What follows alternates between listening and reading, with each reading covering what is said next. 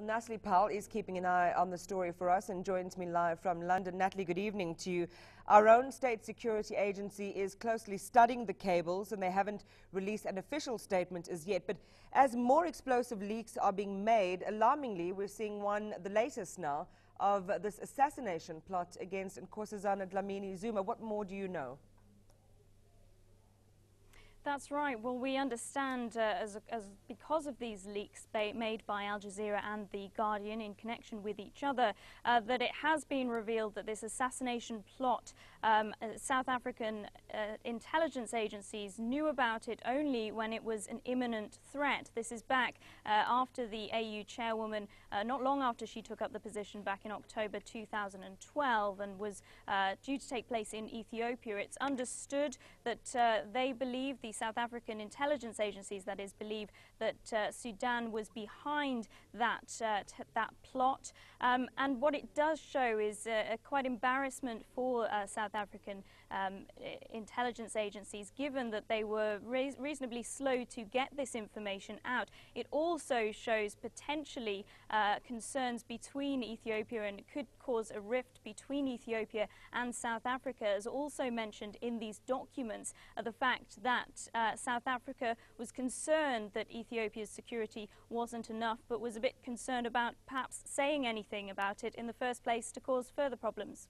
As more and more details start to emerge from these spy cables, Natalie, it's again this picture of Africa as the new El Dorado of intelligence is emerging.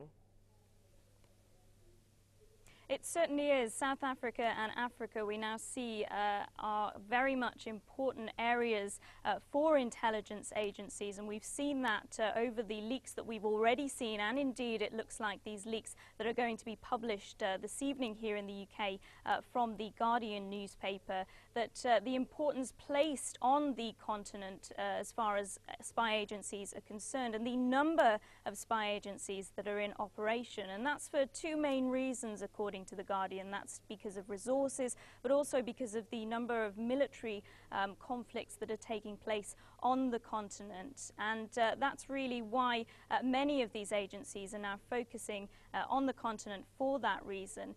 It also, interestingly, shows how tied South Africa is when it comes to these spy agencies. It's put in quite a difficult position, according to some of these cables, and really now sees itself very tied between perhaps what it wants and perhaps the pressure put on it from the UK and indeed the US agencies as well.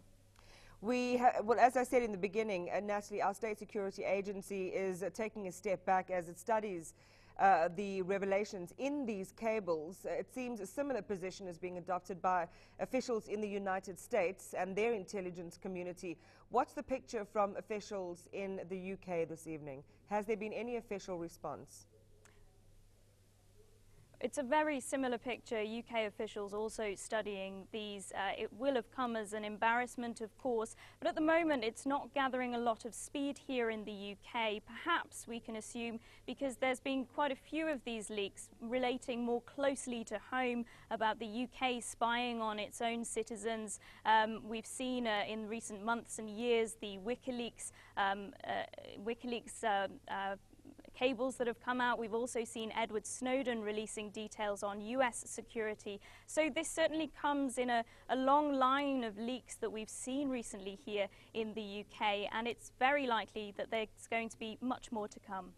Natalie Powell, thank you for that. Bringing us the latest on this developing spy cable saga.